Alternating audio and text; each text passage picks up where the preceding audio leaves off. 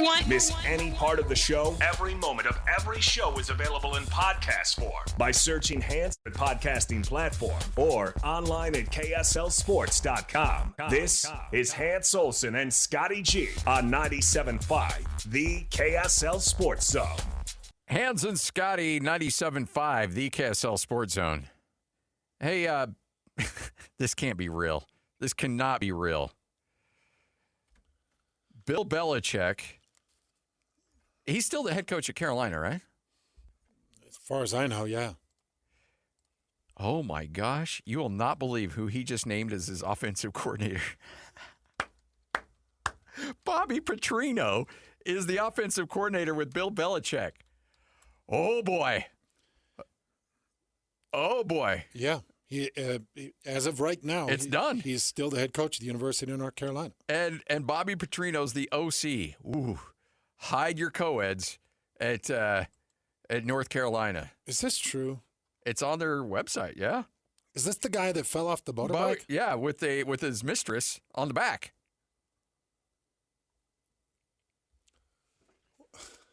How do you bring this to your athletic director? Like, hey, look. I know how to fix this.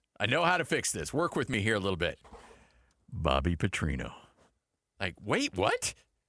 You know we're taking PR hits for you being weird, hanging out with your 24-year-old, and you want to bring Bobby Petrino in? It's like, okay, here's the thing, though. That takes the heat off me and puts it on Bobby. So people, they don't care about me and my 24-year-old. They're gonna talk about Bobby and what he's up to.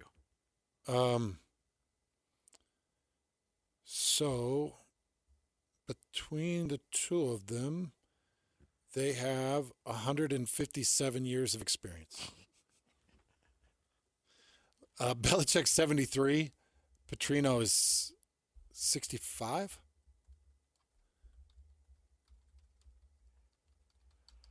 Bobby Petrino is 64, almost 65.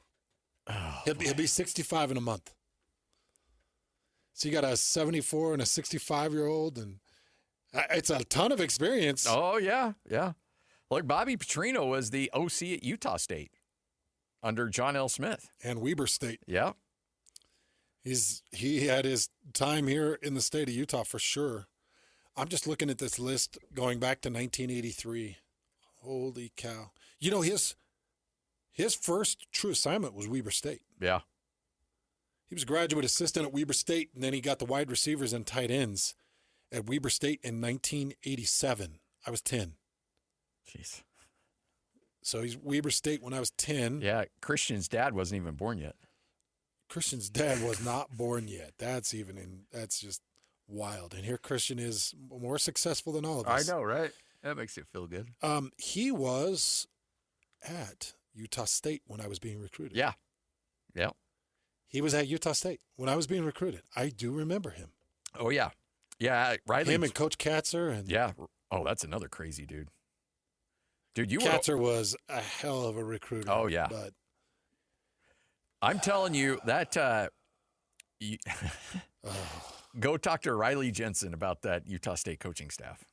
Back then, 96? 96, yeah. Really? Yeah. And he's got some stories? Yeah. Oh, yeah. He's got some stories. And then then John L. takes off, goes to Louisville, and they hire Dave Arslanian. Like, Bobby Petrino would have been the head coach at Utah State coming off that year where they were actually looking like they were building things, and then they brought in Dave Arslanian. Jeez. This Bobby Petrino, he's been in the NFL, in and out of the NFL. He was with the Jaguars as the OC. He was with the Falcons. Then he comes back to the college game. He goes to Texas A&M as the OC in 23. He was at Arkansas as the OC in 24 and 25. And he's leaving Arkansas and headed to North Carolina to be with Bill Belichick. Unbelievable. Do you think North Carolina, they just couldn't pay it out? Is that what it is? Probably. I mean, it was an embarrassment. It was an absolute joke. So I don't know why you would want to continue doing that if you could get out of it without financially crippling your athletic department. I mean, you had the foundation of all stability in Mac Brown. You know, Mac Brown Look, he had a good run at Texas, goes back to North Carolina. They're good. They're okay. But they're like, you know what? We got to take this to the next step. We got to keep up. What are we going to do? Oh, wait, let's go get Bill Belichick. And then that circus comes to town, and it just goes from bad to worse. And that's a good job. That's a good program. On April 1st, 2012, Petrino was involved in a motorcycle crash on Arkansas Highway 16. He was riding with former Arkansas SEC volleyball player Jessica Durrell, whom he had hired on March 28th as student-athlete development coordinator for the football program. Petrino initially said he was alone on the motorcycle. Yep. However, on April 6th, just minutes before a police report was to be released showing Durrell was also aboard, Petrino admitted that Durrell was not only a passenger, but he'd been conducting an affair with her. Long placed Petrino on infinite paid administrative leave while he investigated the situation.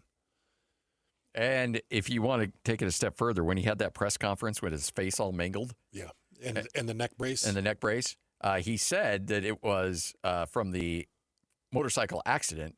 There were many that believe it was when her husband came and confronted him. That's where the lacerations and the facial scarring took place.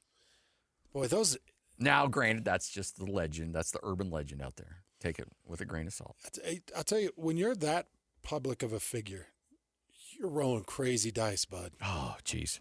And that's why it's so...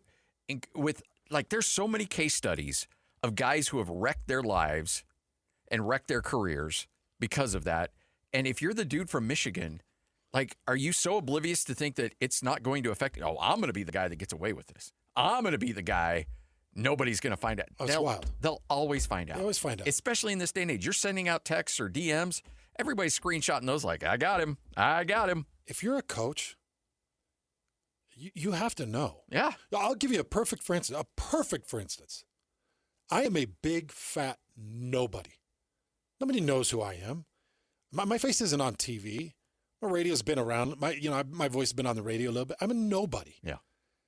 I took a good friend because I had front row tickets to Neil Diamond. We were doing. I think we were just starting the show. No, it was before. Is this the governor? Yeah. Yeah.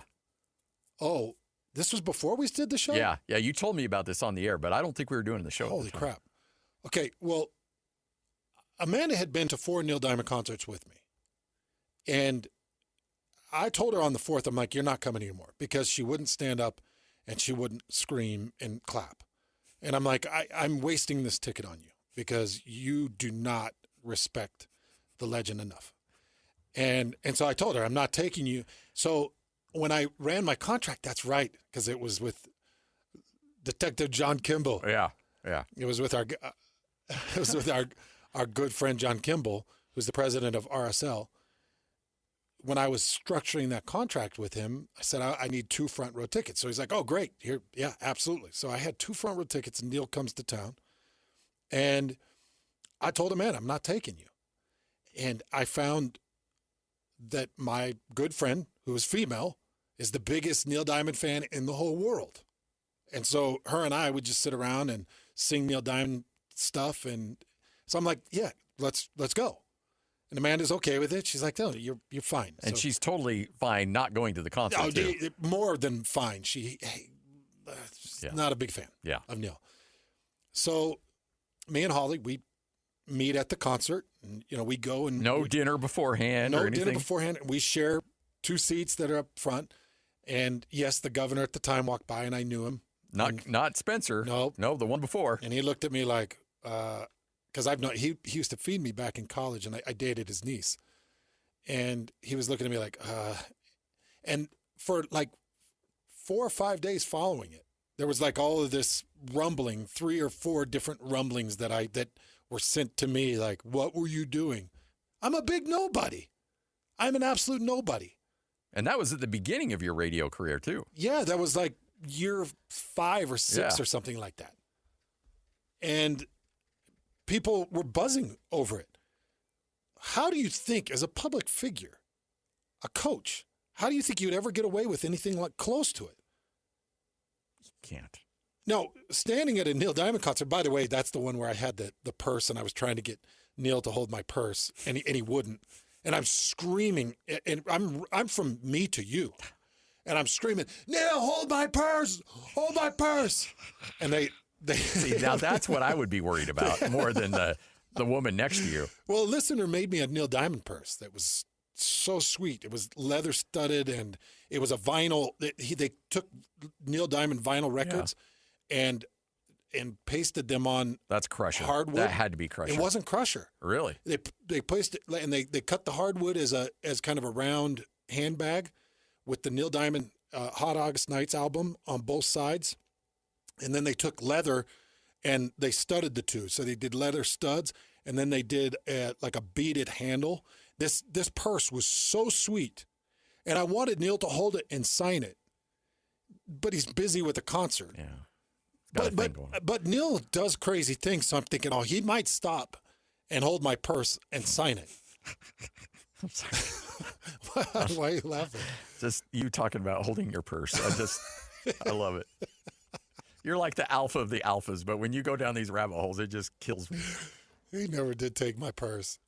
But did he even see it? Did he even, is that the one where yeah, he looked at me. He looked at me no fewer than 10 times. Yeah. Because I am very large and I'm very loud. And you were a lot larger then, too. Yeah. You were over 3 bills. I was over time. 3 bills, probably 305. And was this the time where you yelled, I love you, and he looks at, I love you too, man? No, that was when I was with the Colts. Oh, okay. Yeah, that was my very first Neil Diamond experience. And Bill Polian, who was our general manager at the time, got me 2 tickets and had seats that were put right next to the stage. So a man and I were right next to the stage, and I embarrassed myself multiple times. But not to me. I embarrassed her. She kept pulling on my shirt. You got to sit down because we're not even in a row. Our seats are separate from the row and next to the stage, which I thought gave me carte blanche to be obnoxious and to be recognized. Yes. But yeah, I love Neil. And his concerts were great. Moral of the story is people talk. Everybody's looking. Everybody's paying attention. Everybody sees you. And if you think that you're like, hey, it's just a DM, nobody's going to know, they're going to know. Yeah. What's that thing? They're going to know. They're going to find out. Which leads us to another conversation of in-state coaches. There just aren't scandals here. No. I mean, Utah State had their issues up there, and that was a coach not necessarily going through the right channels in how to handle something. Oh, yeah. But according to him, it was him trying to help. And what he needed to do was just turn it over to Title IX and get out of the way. Yeah. If anything, he was being too involved. Too helpful. Yeah. But no extramarital stuff, no DUIs. I always think about, I don't know, has there been a DUI? I don't remember. For a coach or administrator? Not that I know of. Did Majerus never got anything, did he? No. I only bring up Majerus because he's probably the most controversial name in coaching in the state. Yeah. And I don't think he ever had a scandal. He never ran over somebody while intoxicated like a Syracuse coach. Was it? Boeheim, yeah. Was it Boeheim? Yeah, it was Boeheim. But think about this, Scotty. Those BYU coaches, going all the way back to Lavelle Edwards, they have to live the same standard that the honor code requires for students. And not all of them are members. So you got a lot of members, a lot of non-members on that coaching staff, and they're public. And anytime they go out in public, how they handle the public, how they dress, how they act, what they drink, what they eat, what the words they use, like you think about all the times they could be on camera. And you go back to Lavelle Edwards and his staff and Bronco Mendenhall and his staff. Name one BYU staff member on a football team that's had an issue. It's incredible how clean these men and women run their lives in order to stay in compliance. Yeah. It's an underrated value of BYU coaches and an under talked about aspect.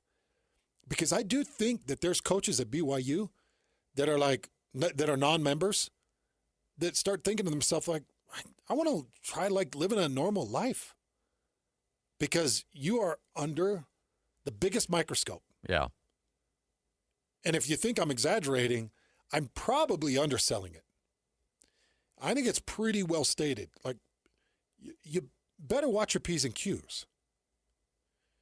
Because you are the biggest representative of this university, which is great. And a lot of them, it's easy because they're members. Yeah. But it's the non-members that it's like, how do you do it? But even something as simple of, let's say Kalani Sitake's he's all about hot chocolate. He wants a hot chocolate.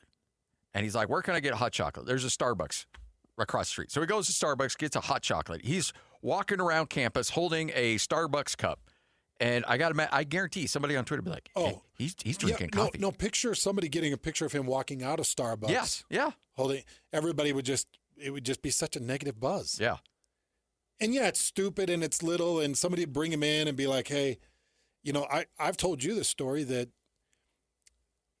I had a coach back when I was playing many years ago.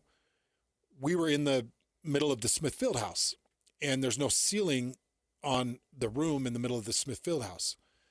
And this coach proceeded to chew me and the team out using expletives. Okay. And he got in big trouble for it. There was somebody walking the track that was part of the honor code that heard the chewing and actually waited outside the door. So as we're all walking out, we see the guy, we're like, oh no. And, there was a good hand slapping. That's not public. That's a private thing. And it was something little and stupid, but these are the things that these men and women, they really have to stay clean. There's no room for screw up there. Yeah, and that's got to put a lot of and I've never heard a coach complain about it, a non-member coach, and we've talked to a lot of them throughout the years, on and off the air. I've never heard anybody complain about it, but I got to imagine that's tough. Yeah, they really don't complain about it. No? They all know what they're signing up for, They all know exactly what they're signing up for, but, you can't have that picture. I don't know why the picture of, who's that guy that married Jennifer Lopez a couple of times? Oh, Ben Affleck. Oh, where he's standing outside with a cigarette and looking like the world's coming down on him. Like, I'm telling you, how somebody hasn't been caught with a vape pen, just sitting there like, oh, I can't. I just can't even. I mean, we all have those moments where we're outside our work going like, with cigarette or no, you just feel like this sucks. Honestly, if you sign up to coach at BYU in any capacity, if you sign up to coach at BYU, all of that has to be gone. Yeah. It's just gone. Like, you just can't even, like, even in the middle of your house, in your bathroom where you feel like you're all alone. No, I don't. Maybe you can vape pen there. I don't know. Do they do random vape pen tests? I don't think so. I don't think so. Like, Aaron, you just popped on the random test. You need to go down and empty your pockets. Make sure you're not vaping. Oh my gosh, those dudes do a good job. For that old that Avi that got done of you with the vape. Of me? Yeah. Do you not remember I remember that? the one of me on the toilet with a pie. Well, there was that one too. Can we bring those back? No. Can we bring those back? That one bugged me. The pie? The Why? pie one on the toilet? Well, no, it bugged me that you busted into the bathroom and started. Oh, okay. All right. Taking pictures of me. All right. You want to know the story here? I'd love to hear the story. Because that's Scotty broke down the door and started clicking pictures. So you would think that would be an inappropriate thing to do when somebody's taking a full timeout on a toilet for somebody to open the door and take a picture, right? That's not a cool thing to do. Okay, let's back it up a little further, though. What if you and this person each have your own hotel rooms? Okay. But that person wants to come to your hotel room to take that full time out because he doesn't want to stink up his own hotel room and sneaks into the bathroom and does his business. Don't you think that deserves a little public shaming? You didn't do that, did you? 1,000% he did. Just give a ruling, Lloyd. Okay. You deserve to have that picture taken. I'm sorry. Really? Yeah, no, I'm sorry. Really? You can't You can't take over somebody else's room to stink up their room. All right, YouTubers out there that are watching, I need a ruling from you. Who's in the right there? Was I justified, and on Twitter too, at 97.5 Hands, at Scotty G Zone, was I justified in taking a picture that didn't show anything inappropriate? Just my butt white quads that have chicken skin. Well, as much sun as you get, I don't even know why they were like that. No. That was in the pre-Florida, pre-Hawaii days. There's no sun in my sun. I look like a thought-out turkey. So, was I justified, now that you know the whole facts, in doing that? Because it's not like I barged into your room and took a picture. No, you were in my room. Yeah, I know, but I was in the privacy and sanctity of your room. Of my facilities. Your facilities. I don't remember that's exactly. Bush League. I came to his room for a meeting, and I got hit by an urgent meeting, and that's how that went.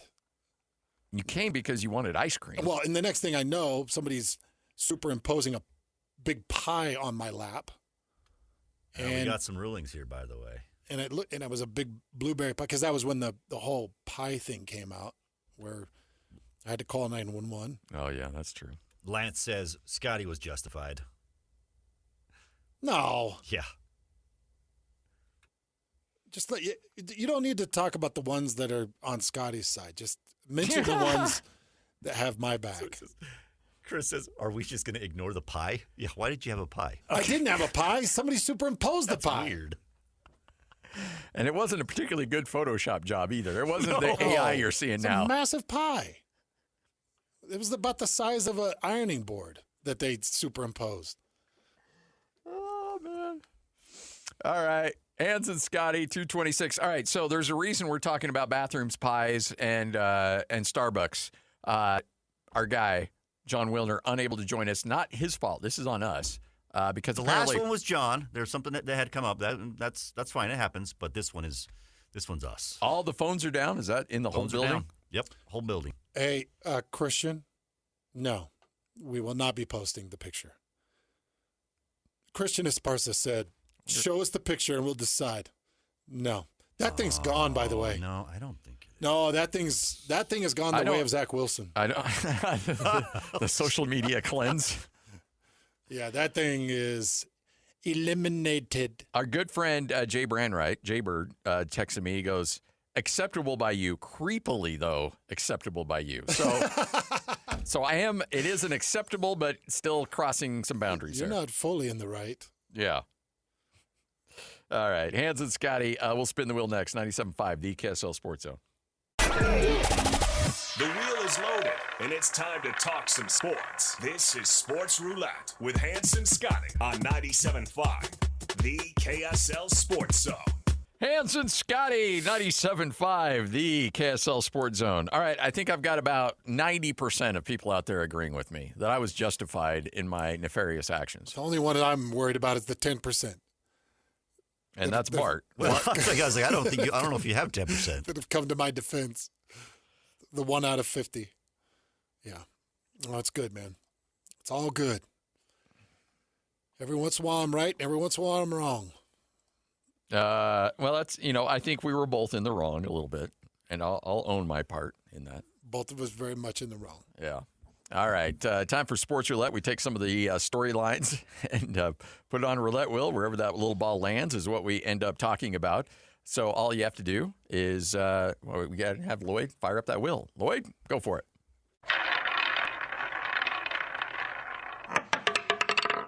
Big game tonight. You might be thinking NCAA. Well, I'm talking NHL. Yes. Because the Mammoth are on a 4-game streak where they're 3-1. That one loss coming to New Jersey on the road. And they kicked off their 7-game homestand with a win against Ottawa. So they are 3-1 in the last 4. They've got some ground that they got to make up. This is a team that's played more road games than anybody else in the NHL to this point of the season. And now they've got the 7-game homestand. They've got the comforts, the luxuries of their home, the Delta Center, which is quickly becoming notorious for the amount of noise Yes. that the home crowd makes. Who did we just have on that said pound for pound the loudest NHL? Oh, I think it was Bill just earlier in the week, wasn't it? Because we were talking about Madison Square Garden. Was it Bill? It might have been Bill. Yeah, I think it was. Might have been Bill. Pound for pound, the loudest NHL arena. And you've got St. Louis coming in, and that means a lot to Bill Armstrong. And if it means a lot to Bill Armstrong, it should mean a lot to Coach Bear. And if it means a lot to Coach Bear, it should mean a lot to this team. And this team has to look at this. And there's a lot of good teams coming to town. St. Louis, who knocked you out for the postseason last year. They went on that heater. Yep. Toronto, who has had a lot of postseason success, but their fans don't care. Dallas, who's had a lot of postseason success, and they're trying to find their way this season. And Seattle and Philly. All of these are 20-plus win teams. All of these are very, very good hockey teams. But you've got to find a way to find at least 6, if not 7 points through these next 6 games. You got to find 6 or 7 points. Yes. And I think it's realistic. It's realistic and, frankly, a little bit on the low side, honestly, I think. You feel like they need to come out with, 8? No, you know what? There's 12 if possible. Yeah. I think 6 is probably right. Yeah. Saying you got to come out with at least half. Yeah. Slightly more than half. That's why I'm saying maybe 7, 8. If you get 8 points out of this. 8 is a huge, huge addition. Then I think you're going to jump up in the Western Conference standings and be sitting pretty darn good. And remember, you've got another 6-game home stand that's coming up at the end of January and the beginning of February. So another 6 straight games at Delta Center. So you've got 13 games of the next 17 at home. 13 of the next 17, essentially. And that's going, of course, to the start of it with Ottawa. Yeah. And remember, the Mammoth paid their dues at the beginning of the season. First half of the season, they played more road games than anybody else. They had the fewest home games, obviously, than anybody else in the NHL. And now you get to reap those rewards because it's going to balance out. And now, but to your point, you got to stock a little hay in the barn right now. And you got to make sure that you're coming away. I think 6 points, maybe 7, but I'll go 6. If you go 6 over this stretch, that's it. That's a big W for you. And as far as St. Louis is concerned, they're 2-1 in the last 3. They beat Vegas, beat Montreal. They just lost to Chicago. They gave up 7 in the I saw that. Chicago. Ouch. So maybe they're open for some punishment. Chicago was the start to a 3-game road trip for them. This is the second. They played Chicago Wednesday night, so they've had one night of rest. But this is going to be a good one tonight. Yeah. Yeah, I'm going to be, I'm sure, hook and sinker on the NCAA game, but this is one I'm going to be watching back and forth. There's, you know what?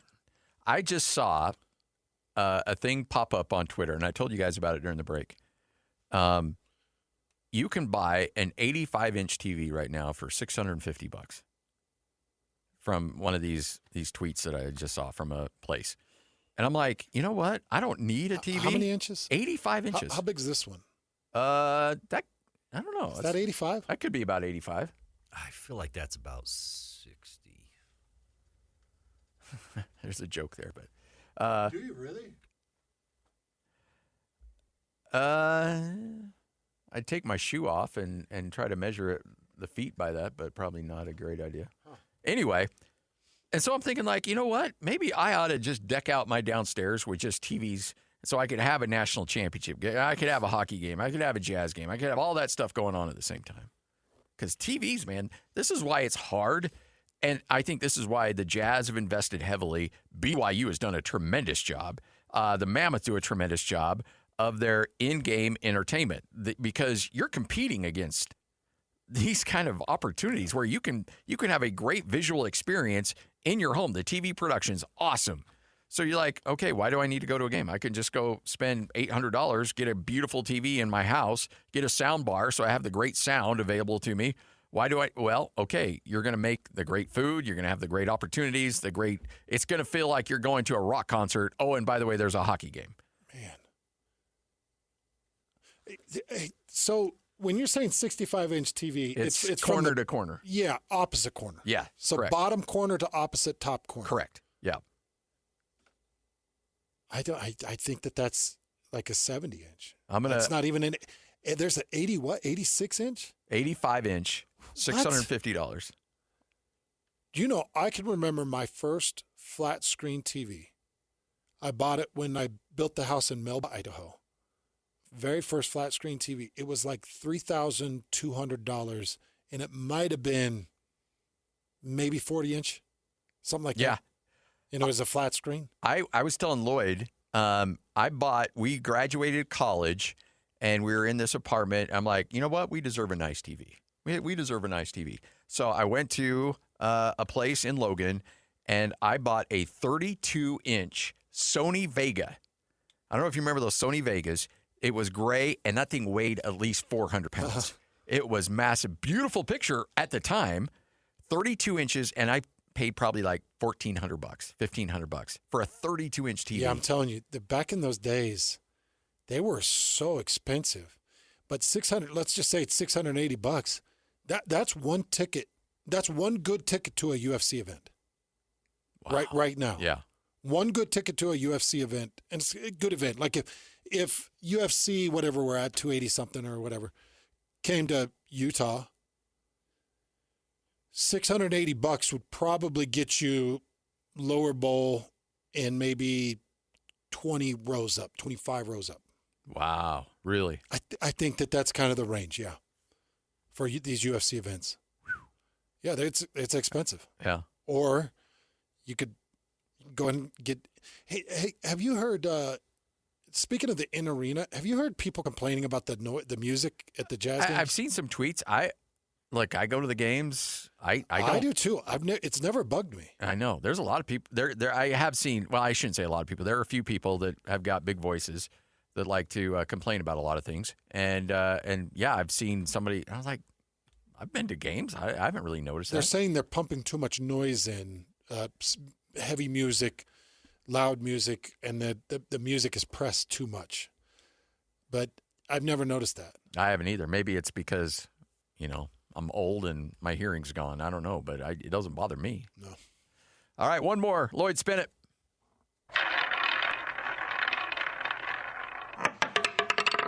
After thoughtful reflection with my family and much prayer, I'd like to return to Washington.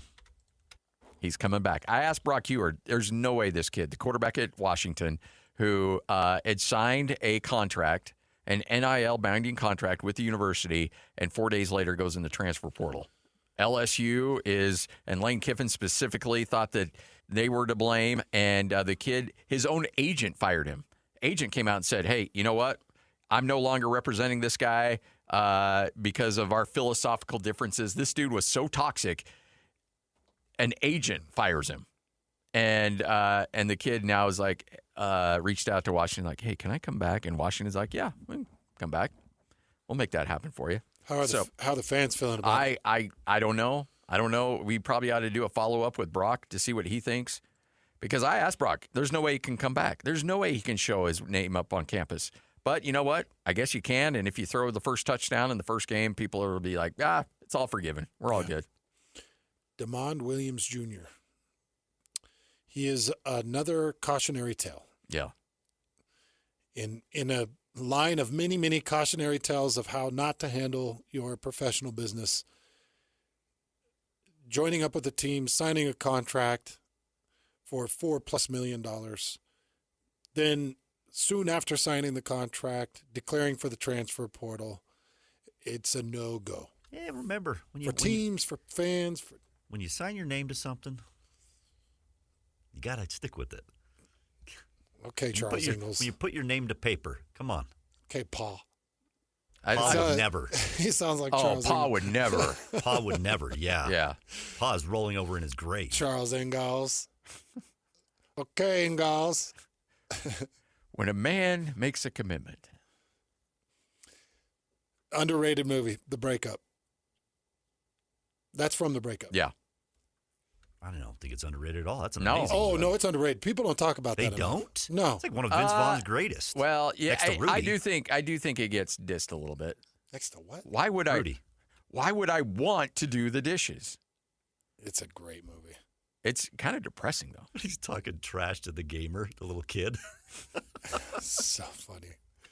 Well, let's talk about your sister. It's a bit depressing, but at the end, it's pretty cute. Yeah. When they see each other on the street. And they're hooking up with essentially the same person. Yeah.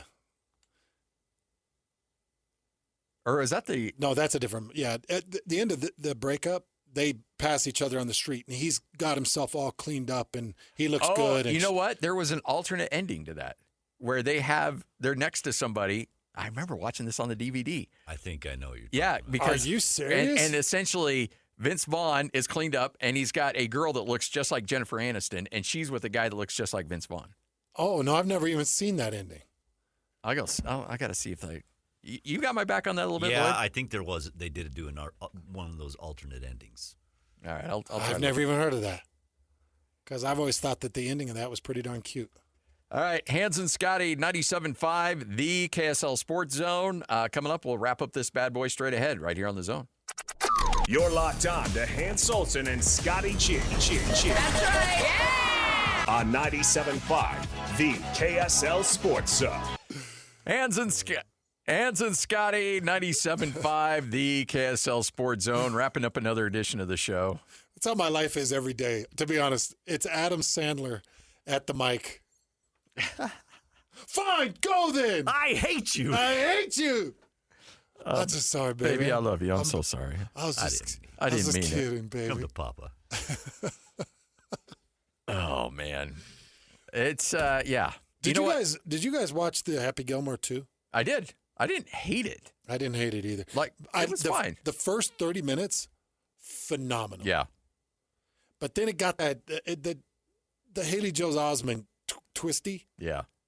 That was a little weird. It's weird. It was weird. It was weird. It's weird, man. He's like, But that's what the Sandman likes to do. He likes to put weird little things in there. Yeah, that was really weird though. That one was too weird. But you know what? I always set the standard based on one of those first remakes that Netflix got into, and that was Coming to America, which was the second movie, which was one of the worst movies, period, let alone, I mean, it just spit in the face of the original Coming to America. Really? It was bad. And so I thought, now I compare all of the movies like that, like that one and then the Beverly Hills Cop to that. And they all look like Golden Globe winners compared to that one. So my bar is set really low for those kind of movies.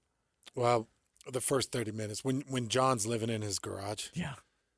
John stole the movie. He was the best part of the movie. He did. He killed it. And I guess the two girls in that movie are his actual daughters. Yeah. So I thought that was kind of cool. I'm always up for a good Sandler movie. Yeah, maybe, not Little Nicky, but other than that, I'm down. Not Little Nicky. And what's the one where he plays a girl and a boy? Oh, I never watched that one, but yeah. What is that? Where he's the brother and the sister. Yeah. Yeah, he got a little weird. It got off the rails a little bit for him. All right, give me a prediction tonight. Indiana, Oregon, 5:30 kick on ESPN. Indiana, a 3-point favorite. Indiana covers 21-17. So another good game then. Yeah. Oh, Lloyd. When did you fall in love with Fernando? Because these Raiders are going to draft him number 1 overall. Oh, our Raiders. Oh, yeah, that's right. Your Raiders. Sorry. You know what? Turn it up. Let Abba tell us. 3,172, 36 touchdowns. You'll come to Vegas. Ooh. I like it. That dude's a baller, man. 36 touchdowns. And it's impossible not to like that guy. He goes to the Raiders. The Raiders are all of a sudden going to be somewhat likable because of him. You know what I like about Mendoza? I like when he decides to run. Yeah. It's never, I'm going to run. It's just when he decides to run, he goes and gets it. Yeah. And you're like, oh, I forgot he can do that. Yes. He does look a bit Travis Wilson-ish when he runs. Like a little baby giraffe out there. A bit. Yeah. In fact, I heard one of the color analysts say the baby giraffe, the last game. Oh, did they? Yeah, they called him the baby giraffe. And I was like, whoa, whoa, there's only one baby giraffe out there. That's our guy. That's our precious Travis Wilson. Yeah, come on now. How long it takes a big... Oh, sorry. But Fernando Mendoza, tonight in action, his Heisman numbers are very gaudy. Threw for 36 touchdowns. He ran for another 6. Responsible for 42 total touchdowns and only 6 interceptions on the year. That's 6 interceptions to 332 attempts. He's completing nearly 73% of his passes, Scotty. He's good. Yeah. Very deserving. When he won it, I thought, I don't know, the Pavea kid's really good.